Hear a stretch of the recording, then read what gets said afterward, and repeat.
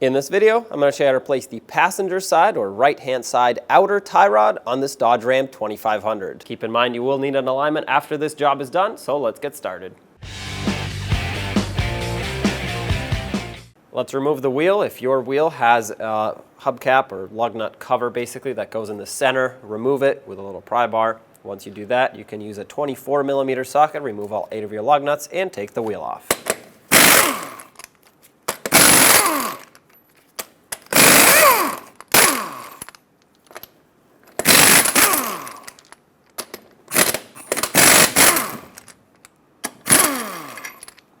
Remove the wheel. I'm going to remove the cotter pin and the mounting nut for this drag link first, then we'll remove the steering damper. I want to leave the ends of the tie rod for last, that way it doesn't just basically fall down. Take this cotter pin, hopefully yours is still in removable condition. A lot of times these will rust and seize into place. If you have some cutters like this, it's easiest to just pull it out with this. Discard it, you don't want to reuse these cotter pins. I have a 27mm mounting nut here. I believe the original is a 21 or a 24, but regardless, mine's a 27. Remove the mounting nut that you have.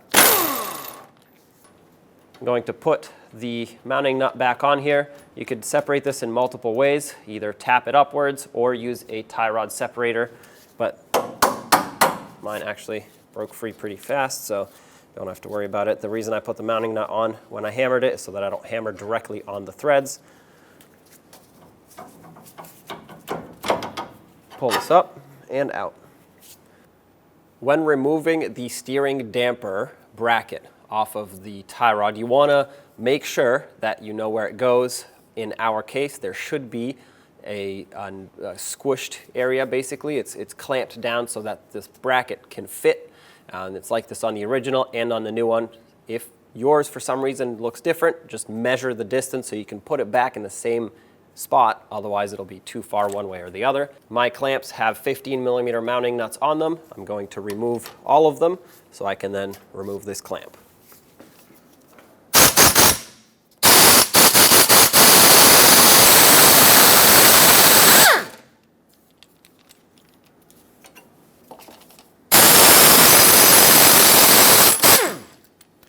Okay, these have a lot of thread locker on them, so they get pretty tight. Get this off, let this hang over here. Now we have to loosen up the clamps that hold this adjusting sleeve on. 15mm socket on both of them. We do have to loosen up both so it can let go. And there's a split at the bottom. Spray it with rust penetrant, that should help. Then we'll stick a pry bar in it to actually open it up.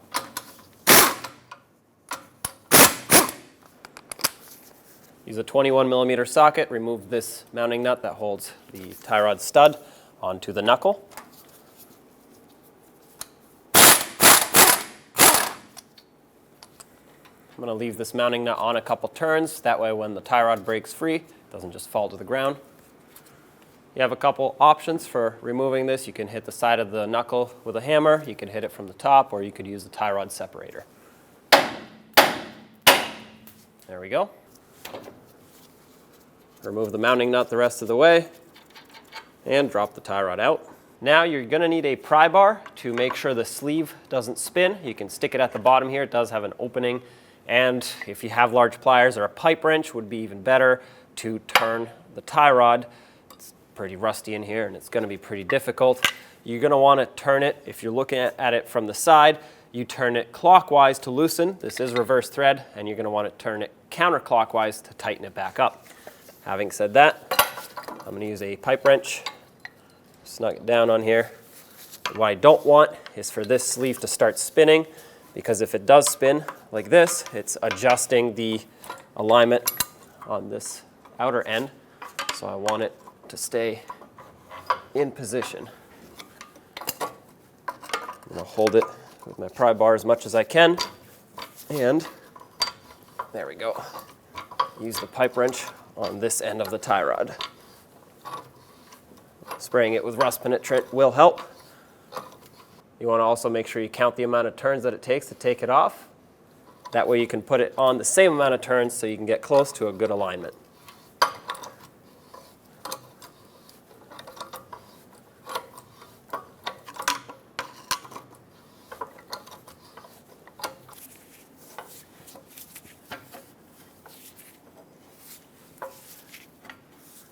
There it is.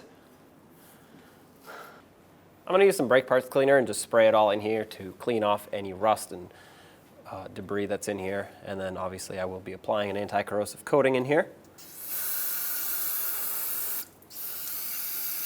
I want these threads to be able to grab on to the tie rod properly, but also they should be in good condition.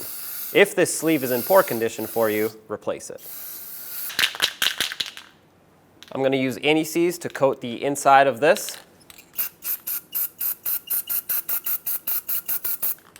I'm going to coat the end of the threads on the tie rod here as well.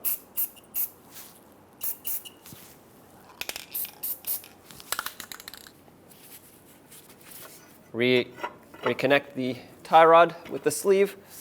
This might be a little tricky to start, and keep in mind it is reverse threaded, so make sure you go the right way or you'll be here for a while.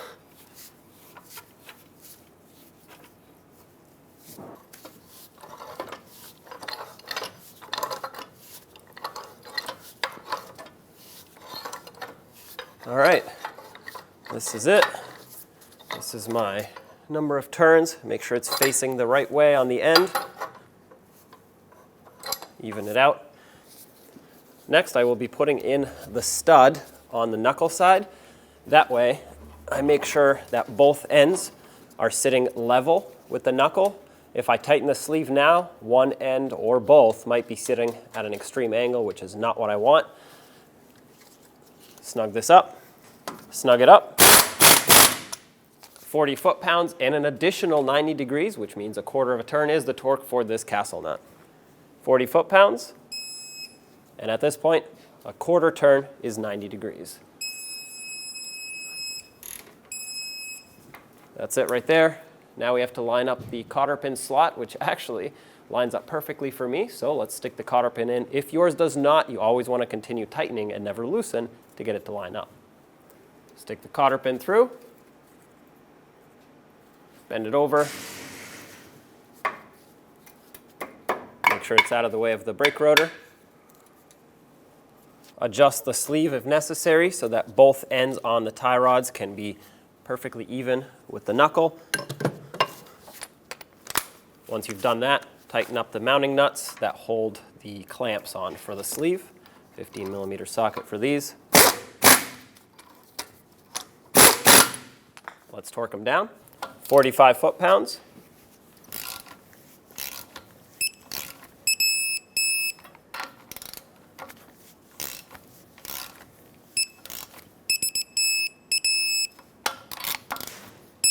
Let's remount this bracket for the steering damper. Get your U-bolts ready, and you want to make sure that it's lined up on this flattened part of the tie rod. Have your mounting nuts ready so you can start them on. These already had some thread locker on the bolts or on the threads, so I'm going to just leave that thread locker in there.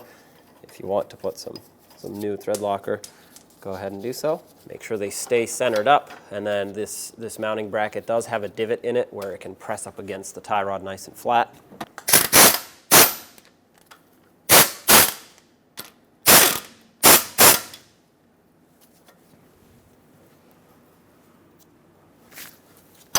There we go. Make sure it stays level.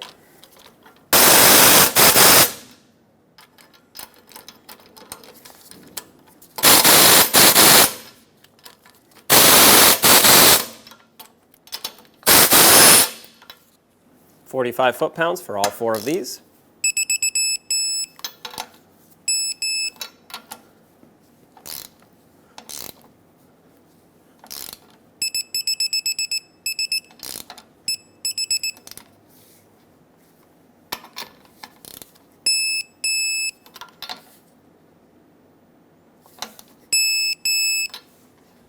Reinstall the drag link.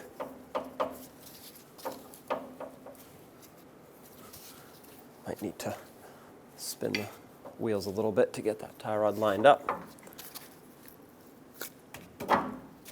There it goes.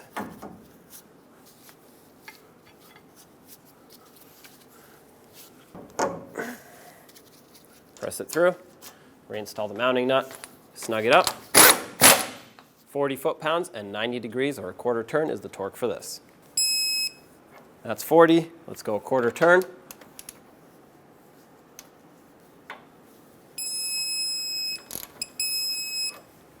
At this point, if the slot for the cotter pin does not line up, which mine does not, continue tightening and not loosening to get it to line up. A little bit.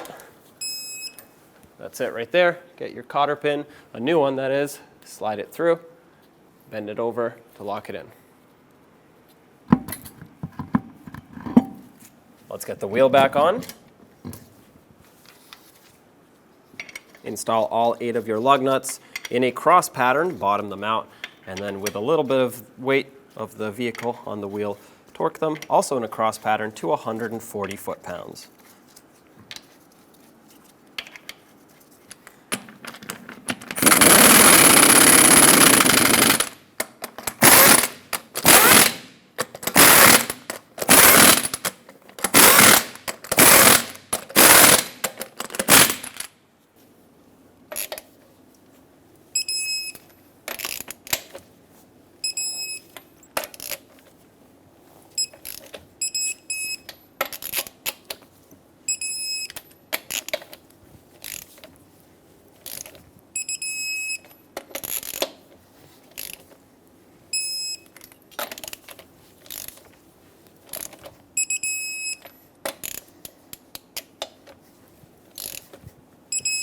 Double check them.